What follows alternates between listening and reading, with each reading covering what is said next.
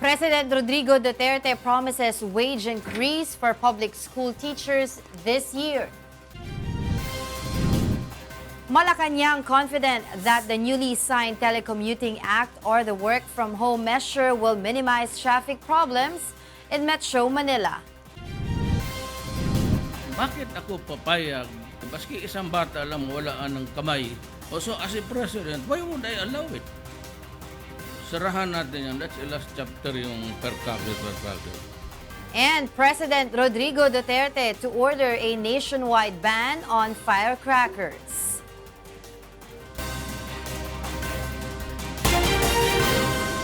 President Rodrigo Duterte announces wage increase for public school teachers this year despite the possible delay in the implementation of the fourth tranche of salary hike for government workers. Rosalie Cos tells us why. Aside from soldiers and police, public school teachers will have their share of salary increase this year. The president announced his promise during the groundbreaking of General Gregorio del Pilar National High School and unveiling of the proposed Pandi National High School in Bulacan, Bulacan on Thursday. I am willing to strike a deal in the presence of Secretary Briones sa mga maestra. Kayo ang isusunod ko this year. Budget Secretary Benjamin Jokno explained that the pay hike for public school teachers is actually part of the provisions of the Salary Standardization Law. However, there had been delays in the passage of the 2019 national budget. That's why the salary increase was deferred. The DBM is also studying the possibility of a compensation increase from year 2020 to 2022. Meanwhile, the president reiterated his determination to end the operation of the 5-6 scheme in the country as it doubles the burden of poor Filipinos. Kaya alam ko yung 5-6, yan ang gusto kong patayin na sistema. Kung hindi ko mapatay ang sistema, yung nagdadala ng 5-6 na lang ang ating patayin. Mas madali, masiguro. Rosalie Cos, UNTV News and Rescue, Philippines. Malacañang believes that the traffic situation in Metro Manila and other areas in the country will improve once the newly signed Telecommuting Act, or commonly known as Work From Home scheme, will be implemented. However, some workers have expressed doubt over the law's effectivity. Let's find out why from Grace Cassie. President Rodrigo Duterte has signed the telecommuting law, which will allow employees to work at the convenience of their homes or any alternative location with the aid of communication technology. Malacañang says the president's signing of the measure implies his recognition of the country's emerging and innovative workforce.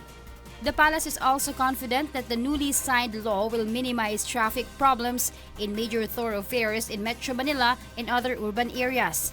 The signing of the law has brought a relief to Mary Rachel Brown Pila, who has been working as a property consultant for 2 years now. Pila says she sometimes failed to close a transaction or meet with a client on time due to severe traffic, especially during rush hours.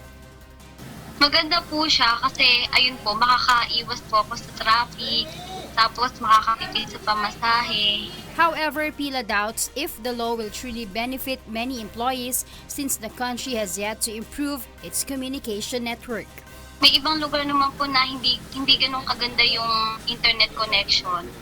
Tulad namin, minsan pangit po yung internet connection namin. Malacañang meanwhile lauded the efforts of lawmakers who passed the measure, especially now that the work-from-home arrangement or telecommuting is become a norm in the Filipino labor market. The palace also hopes that the home-based or remote-based employees will be given similar benefit entitlements as the regular office-based employees.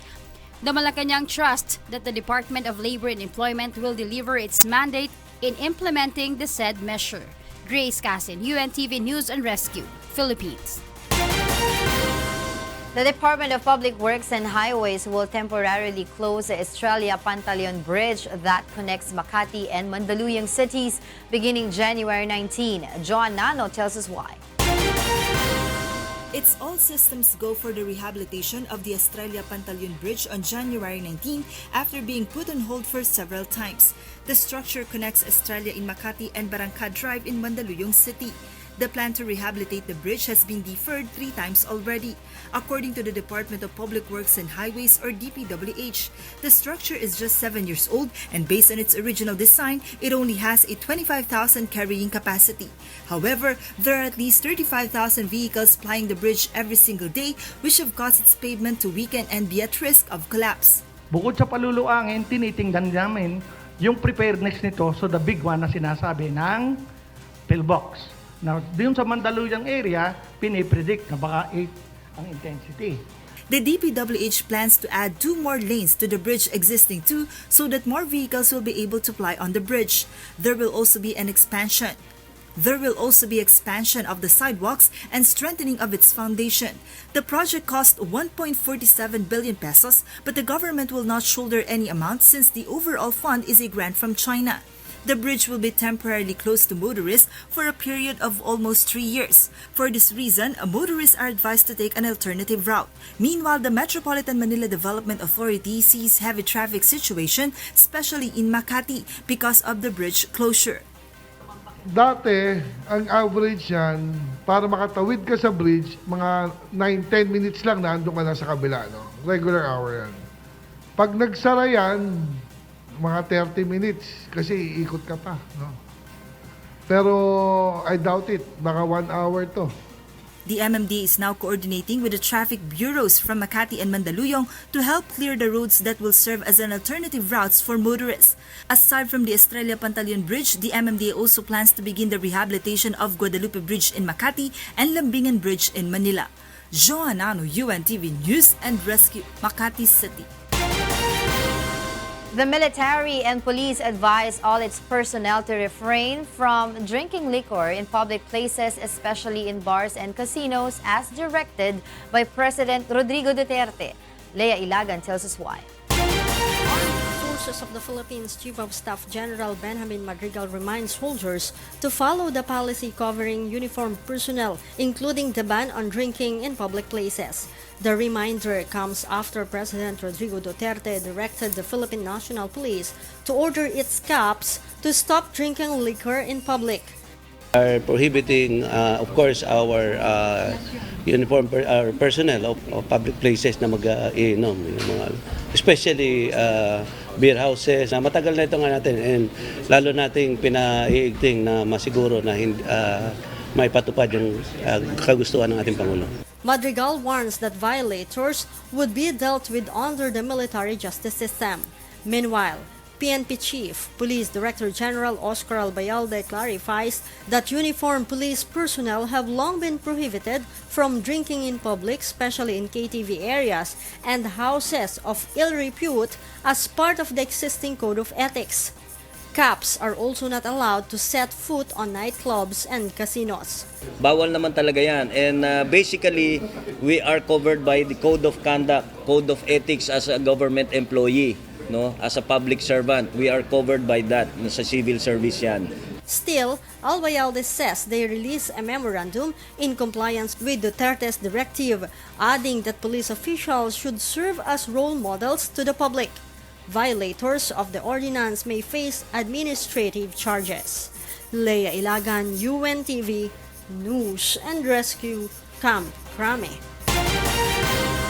The Philippine National Police Women and Children Protection Center urges people who witness cases of abuse against women and children to immediately take action. Eileen Cerudo tells us why. One of the most dangerous places for a woman is her own home, according to the United Nations Office on Drugs and Crime. Its 2017 report showed that 137 women die from the hands of their own husbands, partners, or relative. This is more than half, or 58% of the total number of women becoming victims of abuse across the globe. In the Philippines, 25,805 cases of violence against women were recorded in 2017 by the Philippine National Police Women and Children Protection Center. Most of these women suffered physical abuse, according to the PNP WCPC Chief, Police Superintendent William Macavinta. Other kinds of abuses against women, as stated in the Section 3 of Republic Act 9262, also include sexual abuse, psychological abuse, and economic abuse. Perpetrators often involve someone familiar to the victim.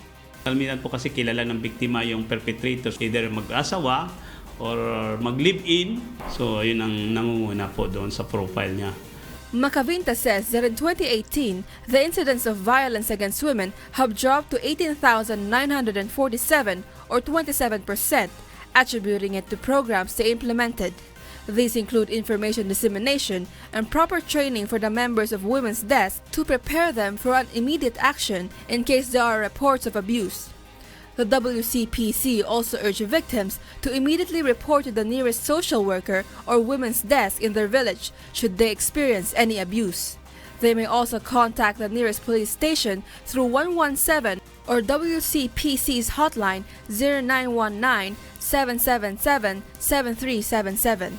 Victims who have filed the report will undergo medical examinations for the processing of their case. Magkakandak ang ating government hospitals para sa medical exam. Pagkatapos nun, i-refer din namin iyon sa prosecution service para sa pagsampa ng kaso. Authorities also urge neighbors or any individual who witness a case of abuse to step in and help the victim. They may also perform a citizen's arrest against the attacker. Pwede po niyang i-restrain yung nambubugbog or yung perpetrator so long na yung pag-restrain niya ng force is hindi excessive yung force na pag-inflict niya doon para maparalyze yung nambubugbog o perpetrator. Violent arguments between relatives or couples should also not stop a witness from intervening to save the victim from further abuse. So hindi mo pwedeng sabihin na huwag kayong makialam dito dahil away mag-asawa to, walang ganun. Hindi binibigyan ng karapatan ng kanyang asawa o yung kanyang kalibin para saktan ng kanyang kapartner. Aileen Sarudo, UNTV, News and Rescue. President Rodrigo Duterte is eyeing to impose a total firecracker ban in the country after limiting its use to designated areas nationwide in the previous holiday season. Rosalie Cos will tell us why.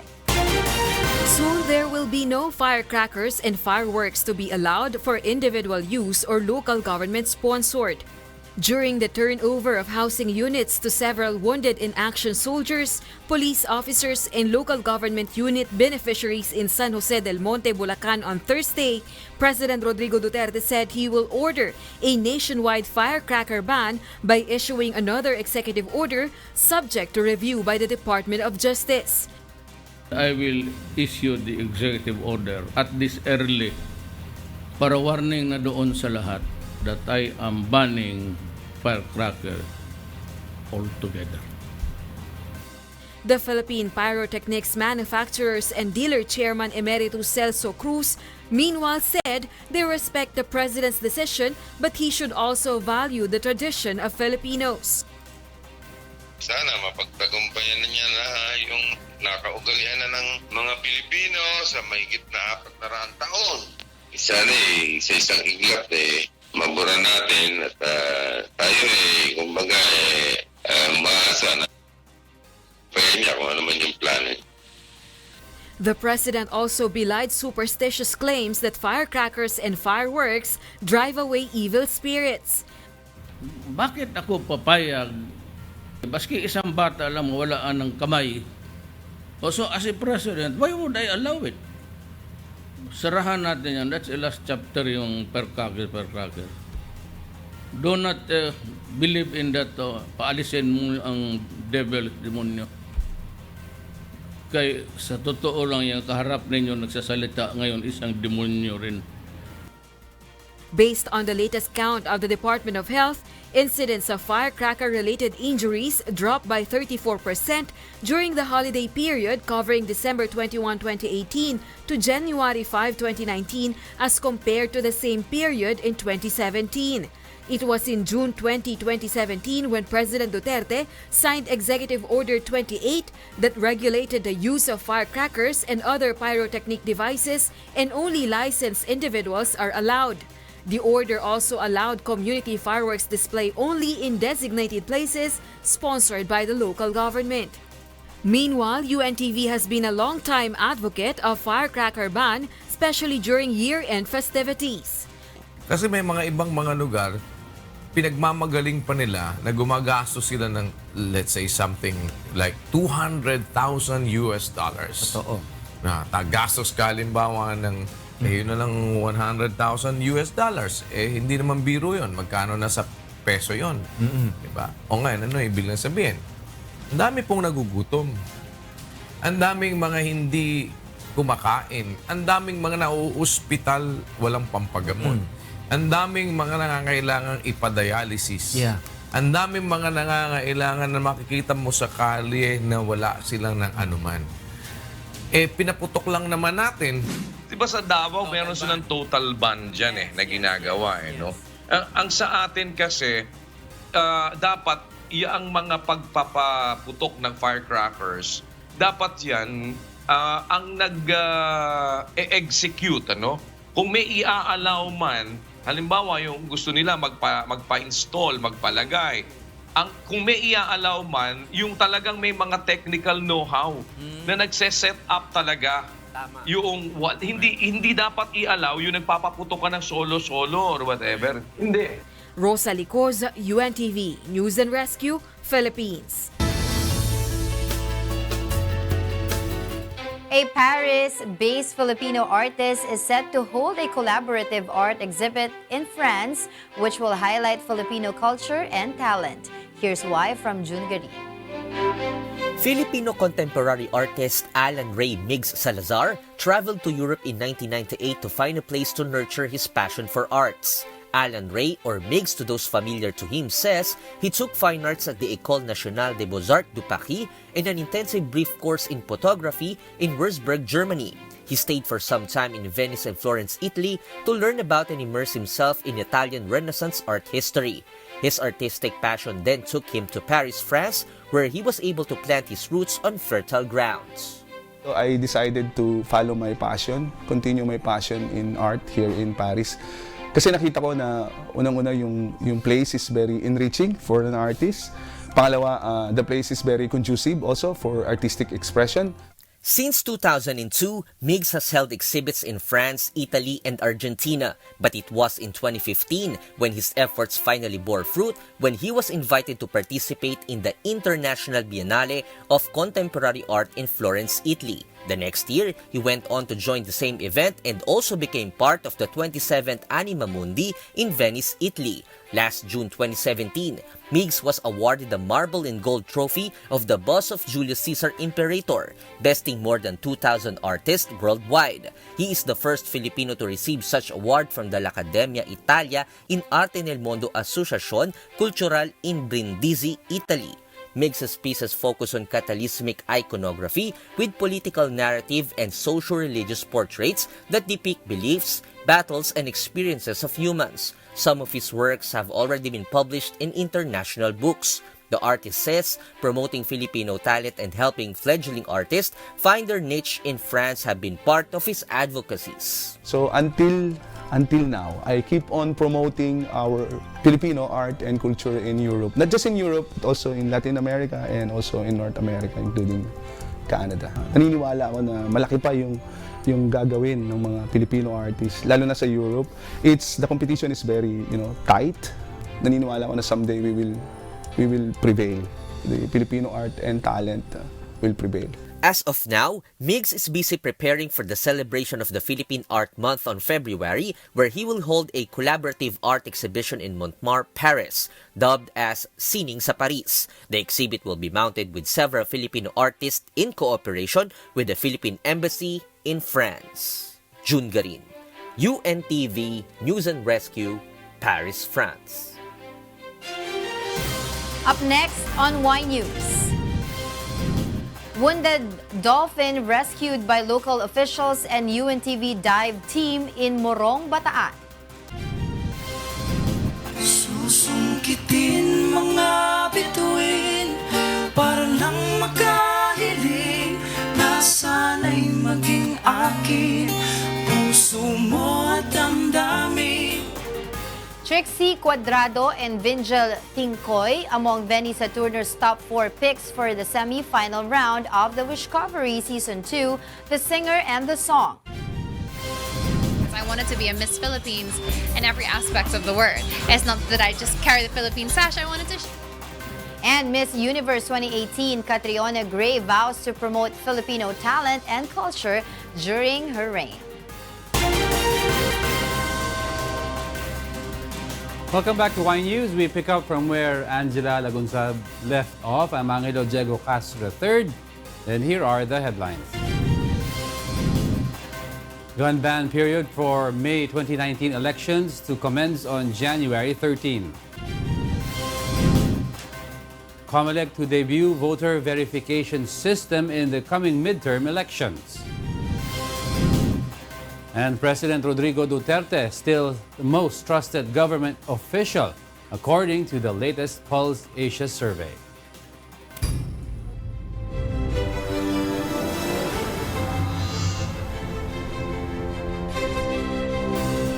Police will set up checkpoints and patrol the streets on Sunday as the Commission on Elections implement the gun ban period for the May 12 midterm polls. Leah Ilagan tells us why. Police authorities will begin its crackdown on gun ban violators on January 13 in line with the upcoming midterm elections. During the gun ban period, which will last until June 12, gun owners will not be allowed to carry their firearms outside their residences, according to Philippine National Police Firearms and Explosives Office Director, Police Chief Superintendent Val de Leon. However, they may seek exemptions from the Commission on Elections, which will review the applications. Only members of the military and police and other law enforcement agencies are allowed to bear firearms, provided they are performing official duties and wearing proper uniforms. De Leon says COMELEC gun ban violators may face charges of illegal possession of firearms and for violating the Omnibus Election Code. Pinagbabawal din ang paglipat ng mga employees under the civil service rules at saka yung permit to carry is suspended. However, the movements of controlled chemicals, the firearms and the permit to carry is allowed if the COMELEC grants the COMELEC exemption. De Leon also clarifies that carrying of firearms of those who are yet to receive exemptions from COMELEC is also prohibited. That is subject for confiscation and corresponding cases will be filed. You already enjoy the carrying of firearms kung under process, hindi pa siya guarantee. Kaya paano kasi kung na-denied? During the gun ban period, police will also tightly patrol the streets and set up checkpoints across the country. Police say legitimate checkpoints bear proper signage, are placed in a well-lit area, and manned by police officers with representatives from the COMELEC. Police officers should also wear their complete uniform and identification card. They will only conduct plain view inspection, and opening of doors and vehicle trunks are not allowed.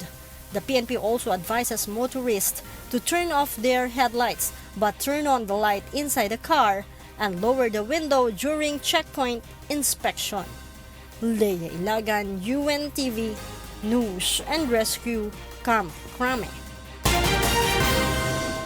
The Commission on Elections eyes to debut this coming midterm elections a system that would verify a voter's registration. Aiko Miguel tells us why. For the first time in the coming May 13 midterm elections, the Commission on Elections will use the Voter Registration Verification System or VRVS. The poll body will use VRVS machines to verify if a person is a legitimate voter. The machine will scan the voter's fingerprint to make sure that the person is a registered voter at a particular voting precinct.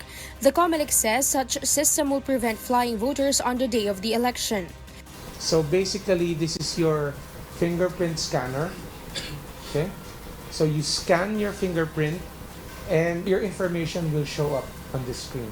Okay, ito yung katumbas nung ating book of voters, no, yung election day computerized voters list. It will be in here. The COMELEC will deploy 37,000 VRVS machines in the entire National Capital Region and in other areas of Luzon for the pilot testing of the said system. This unit will have the voter information of all the voters assigned to the precinct associated with the unit.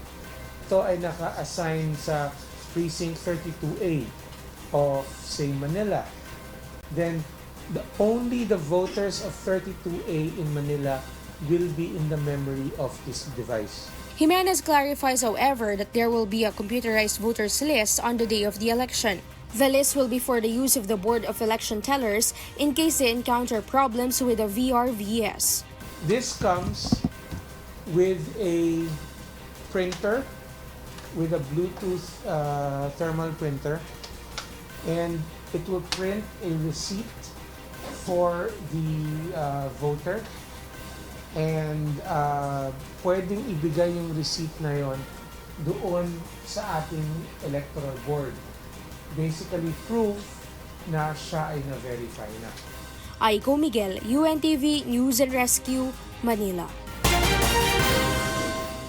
Senator J.V. Ejercito vows to support the Duterte administration's infrastructure programs if he wins another term in the Senate in the upcoming midterm elections. Victor Cosare tells us why. Senator Joseph Victor J.V. Ejercito admits that running in the May midterm elections is a total gamble as he is running against his brother, former Senator Jinggoy Estrada. Nevertheless, the senator still hopes to get the support of the public based on his achievements in the past 6 years of his service in the Senate. This year marks Senator JV's 18th year as a public servant since he started as a mayor and as a representative of San Juan City. Meanwhile, his brother Jinggoy was out on bail for an existing plunder case at the Sandigan Bayan. I tried my best to keep my name clean. Kumbaga, yung tiwalang ipinagkaloob sa akin, talagang pinagkaingat-ingatan ko. Kaya, are you saying na, proud ako, walang bahid na aking pangalan. Are you saying na yun na hindi iningatan ni Jinggoy? Hindi, wala po. Kaya nga sabi ko, hindi, not to compare with him. Hindi, Siguro pero, kasi, bihira. Doon ang bagsak nun, di ba? Hindi, pero, kumbaga, proud ako may performance ako, tsaka yung clean track record. Sabi ko nga, ito na lang sana yung makatulong na makapagpaangat sa aking re-election bid. Senator JV couldn't be prouder because 2 of his authored bills have already been enacted into law, the universal health care and the establishment of the Department of Human Settlement. Hindi kaya sa 3 years or 6 years eh. Infrastructure development needs long term. At Kuya Daniel, ano naman sa ating gobyerno, pag walang nagtutulak, walang nagpe-pressure, eh baka pabayaan. Meanwhile, the senator is open to proposals to revive the death penalty in the country. Wala namang may karapatan sa atin ang kumuha ng buhay ng bawat isa, pero sa akin lang deterrent. Kasi parang yun din ang rason ng mga nahuhuli ng mga big time mga Chinese mainlanders na pag tinatanong sila kasi dito raw pag nahuli hindi ka na mapapatayin agad. Despite his obvious support to the programs of the administration, Senator JV is opposing the entry of Chinese companies in the country as it might affect the country's stance on the issue involving the West Philippine Sea. Parang bukas na tayo. Andiyan na yung third telco, andiyan pa yung CCTV all over. So, since may dispute tayo, alam nila kung anong ginagawa natin dito. Victor Cosare, UNTV News and Rescue, Philippines. President Rodrigo Duterte remains as the most trusted government official, while House Speaker Gloria Arroyo suffered from low scores in the recent survey conducted by Pulse Asia. Rosalie Cos tells us why. President Rodrigo Duterte is still the most trusted and approved national official based on the latest Pulse Asia survey. In the December 2018 survey, 81% or 8 out of every 10 Filipinos approved the performance of the chief executive. Senate President Tito Soto came second with 74% approval ratings, followed by Vice President Leni Robredo with 62%. House Speaker Gloria Arroyo, meanwhile, suffered from a low score of 27%. This is the first time she was included in the awareness and approval ratings since her installment as Speaker of the House. It means 7 out of 10 Filipinos do not approve of her performance as the leader of the House of Representatives. The survey, conducted with 1,800 respondents, also showed that majority of Filipinos trust President Duterte, Senate President Soto, and VP Robredo with 76, 66, and 56% trust ratings respectively. This is a far cry from the 21% trust rating earned by Speaker Arroyo. Arroyo said in a statement that she is no longer new to these kinds of ratings and that she will just continue her work. Both Malacañang and VP Robredo, meanwhile, thanked the public for the continued trust and approval. In a statement, Presidential Communications Secretary Martin Andanar said the latest Pulse Asia survey is a testament how this administration works to provide the needs of the greater majority. The Duterte administration also vows to continue working to attain comfortable life for all. Rosa Licoz, UNTV News and Rescue, Philippines. Former Commission on Audit Commissioner Heidi Mendoza defends state auditors against President Rodrigo Duterte's latest remark against COA.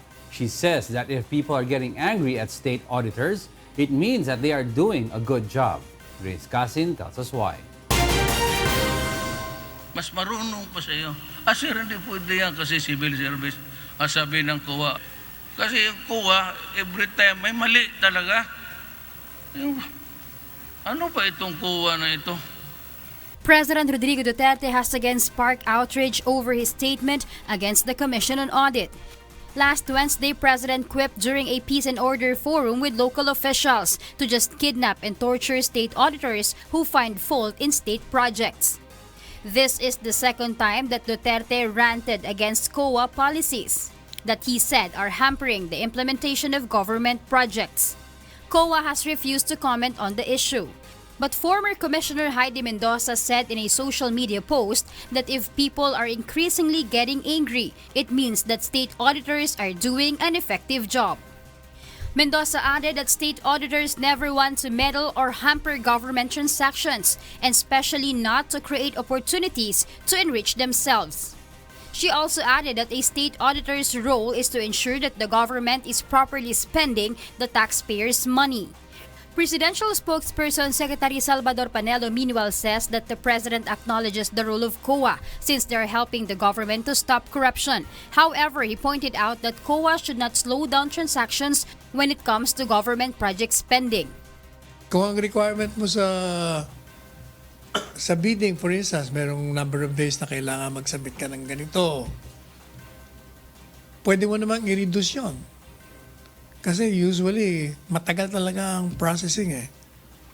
Panelo has earlier said that the president's remark meant to call on Congress to amend the law on auditing protocols. Based on the Article 9D of the 1987 Constitution, COA has the power and authority to examine the spending of the government to make sure that the fund is properly spent.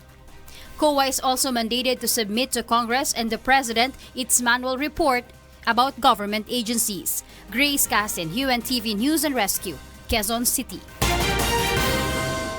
The Department of Environment and Natural Resources threatens to shut down several establishments in Manila as the process to rehabilitate Manila Bay begins. Nel Marie Buhok tells us why. The fecal coliform level in Manila Bay has reached more than 300 million most probable number per 100 milliliter compared to the safe level of 100 mpn per 100 ml based on the data gathered by the Department of Environment and Natural Resources. This means that the water here is highly polluted and is not safe for swimming. Manila Bay's coliform level is much higher when compared to Boracay's waters, where coliform levels reach 1 million mpn per 100 ml at most prior to its rehabilitation. Due to this alarming level, President Rodrigo Duterte ordered for the massive rehabilitation of Manila Bay. To signal the start of the rehabilitation process, DENR Secretary Roy Simato and other officials inspected the esteros and other establishments near the Manila Bay. They inspected the estero San Antonio de Abad where they saw mounds of garbages. The water from the said estero flows directly to Manila Bay. Yan, validated na yung ating na madumi talagang lumalabas doon. So madumi pinanggalingan, dito na nga. Simato also discovered that the Manila Zoo lacks water treatment facility nor it is connected to a sewerage system when they visited the facility earlier. They also observed that the waste from animals here directly flows to esteros. Pero dito sa loob na dito, sa kanal mismo ay 1.3 billion ang lumalabas sa aming ano. So, yung nasa esteros ay mas malaki pa ng coliform level kaysa yung nandun na naibaba na sa Manila Bay. Hindi lang naman ho kami nagko-contribute niyan, pero ho, ina-acknowledge ho namin na kailangan namin ayusin yung aming drainage system dito sa Manila Zoo. According to the Laguna Lake Development Authority, many residences in Manila have no proper sewerage system. Ang major source ng pollution, basically domestic. Kasi hanggang sa ngayon, majority pa rin ng ating mga domestic waste ay walang sewer system. Secretary Simato says cleaning up esteros in Manila will also be part of the Manila Bay Rehabilitation Project. The agency will also check the quality of the water concessionaires' sewer lines. Simato also says that like in Boracay, some establishments near Manila Bay may also face closure due to violations. The possible violation will be they are not connected to the treatment plant. They bring out their wastewater direct to the esteros. Yan na. Simato also vows to prioritize the relocation of informal settlers when they visited the Parañaque River earlier. DNR targets to finalize Manila Bay's rehabilitation plan this January. Nel Maribuhok, UNTV News and Rescue, Manila. Local officials and the UNTV dive team responded to a call asking for assistance to save a dolphin. Local officials and the UNTV dive team rescued a wounded rhesus dolphin in a private beach early Thursday morning in Morong, Bataan. A guest from Playa La Caleta Beach Resort saw the stranded dolphin on the shore where they removed the tangled fishing line on its fins. Kala namin patay. Kala namin patay na. Yung binuhusan namin ng tubig. Yung mata niya dumilat-dilat. Tapos gumalaw siyang konti. Yun, buhat. Dinala namin sa atin. The Chief of Municipal Fisheries of Morong asked for the assistance from the UNTV dive team led by the house marine biologist Luis Heredia to save the 9-foot-long dolphin. Immediately, the team took action and proceeded along with the marine wildlife experts from the Department of Environment and Natural Resources and representatives from the provincial government of Bataan. As soon as we arrived, we put some wet towels on top of him to avoid overheating, and then we have the benefit of an umbrella here, with the friends here that were so kind to bring it from the shore. It would be the perfect condition to hold it stable until the veterinarians arrive. While waiting for a veterinarian, lifeguards from Playa La Caleta and Morong Star Resort and Hotel did an alternate shifts to keep the dolphin afloat in the water.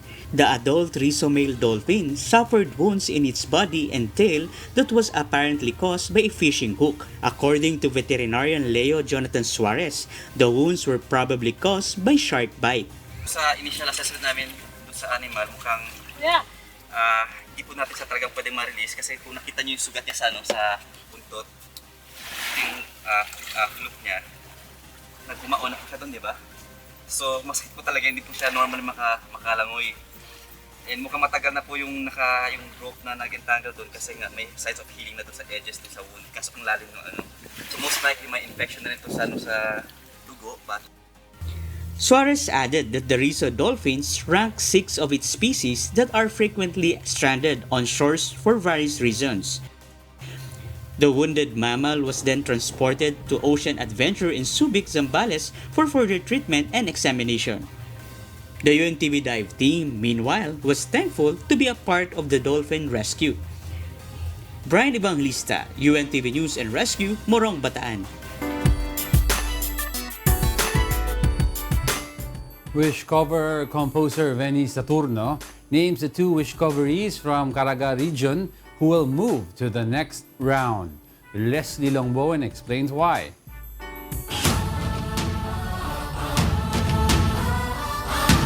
The last two groups of Wishcoveries from Team Venny Saturno battled for the last two spots of their camp for the semi-final round of Wishcovery Season 2, The Singer and the Song. Cyrene Sabanal and Trixie Cuadrado gave their best in their performance of Ikaw Ay Ako.